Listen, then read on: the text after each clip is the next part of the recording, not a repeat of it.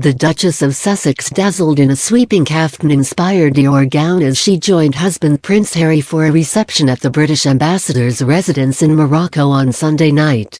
Mother-to-be Meghan, 37, looked radiant in the custom crystal-embellished cream number, which she teamed with metallic heels, a favorite pair of £6,950 diamond earrings and a satin clutch, also by Dior. The royal couple, who are on a 3-day tour of the North African country, spent the evening mingling with captains of industry, military officers, disabled athletes and young business leaders. Issuing a clarion call to feminists, Meghan told a group of female executives and entrepreneurs that women around the world need to push the boundaries to advance their cause. "Women have to challenge everywhere in the world," she said. The evening event was hosted by British Ambassador Thomas Riley and his wife Leah at their official residence in the capital of Rabat, a city which has been rocked by riots in recent days. The appearance rounded off a busy second day of engagements, which saw Harry, 34, and Meghan travel to the town of Annecy in the foothills of the Atlas Mountains to visit a secondary school and meet pupils. The Duchess, who impressed by speaking in French, also took part in a traditional henna ceremony.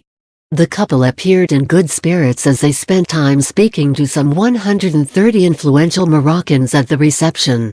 The Duchess, who has made women's empowerment a key part of her work, discussed issues facing women with Mariam Ben Salah, chief executive of finance and agricultural firm the Markle Group, who told her that Moroccan women had made great advances towards equality but still faced disadvantages.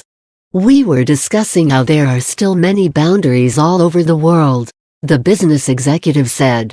Harry and Meghan were greeted by the sounds of a 5-piece Moroccan band as they arrived at the ambassador's residence hand in hand.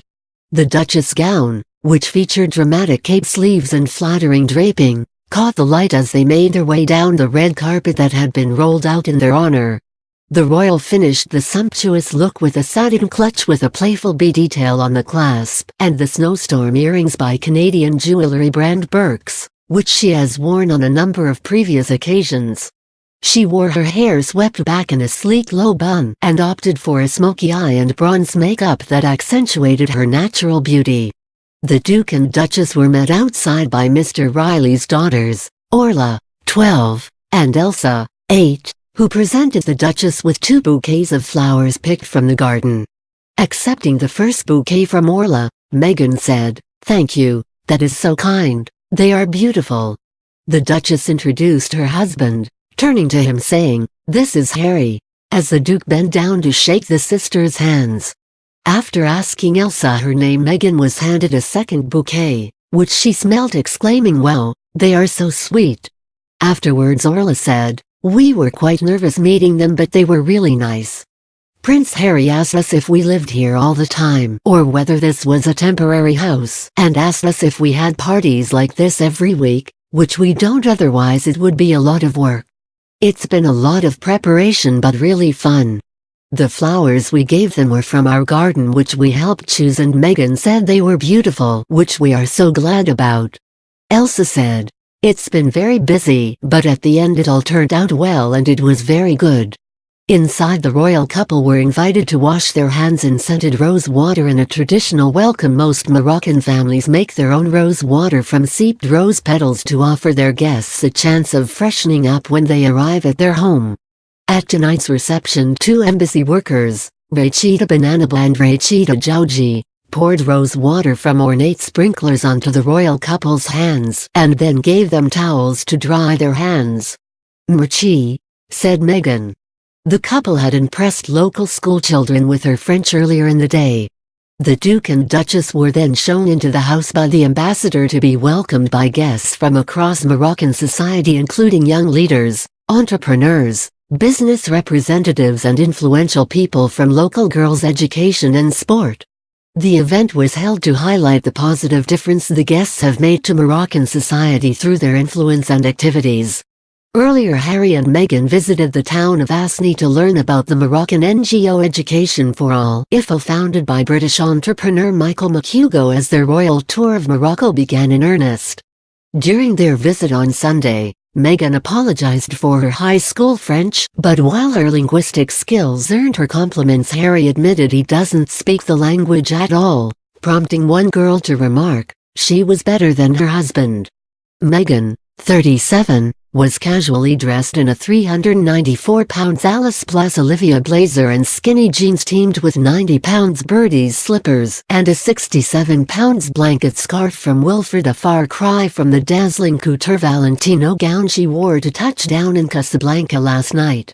She later changed into a smarter look for an investiture ceremony at a second-ever boarding house, pairing her jeans with a white tunic shirt and black slingback heels. IFO builds boarding houses for girls aged 12 to 18 to ensure that youngsters from rural communities in the mountain region are able to access secondary education, a cause close to Meghan's heart as an outspoken advocate of women's rights. Students lined the street in anticipation of the couple's arrival, and Meghan, who is 7 months pregnant, was handed a bunch of roses by 16-year-old student Hasna.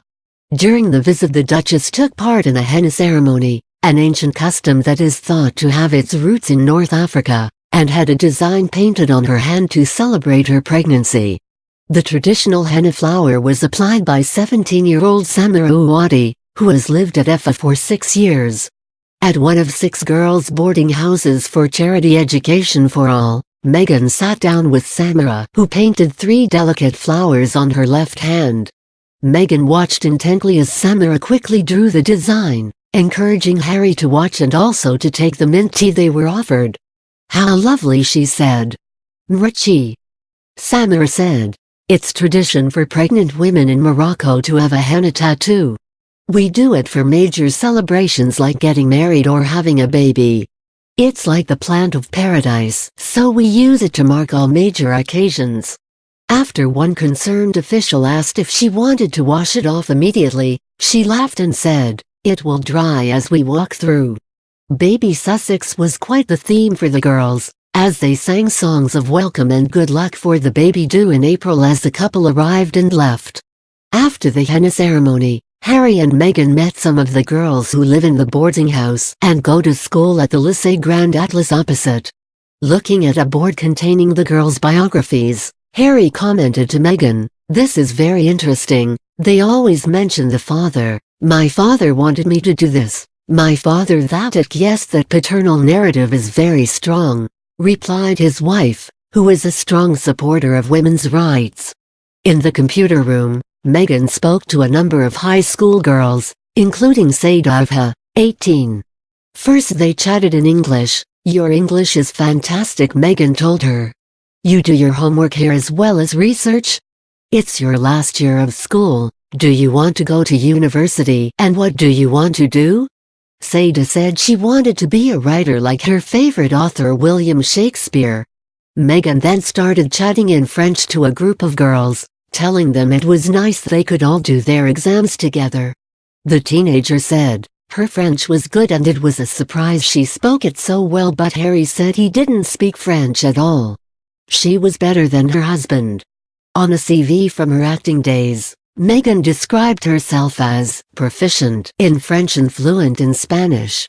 As Meghan chatted with the girls, one said in English, "Thank you so much for being here with us." Meghan replied, "It's an honor to be here. I'd love to come back." What's happening here and so many places all over the world with more girls getting an education, it changes the future and changes the future for everyone, not just the girls. Harry and Meghan were then taken upstairs to be shown the girls' dormitory. Around 35 girls live in the house, one of 6 in Asney Town. The couple were affectionate through the engagement, Harry placing his arm around the back of Meghan's chair in the classroom and holding hands outside.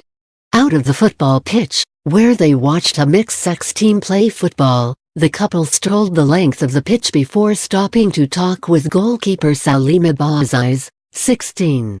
Speaking what she later described as all sorts of languages, the couple gestured to her ring finger to ask if she was married or engaged, as well as talking about her football skills, age and name.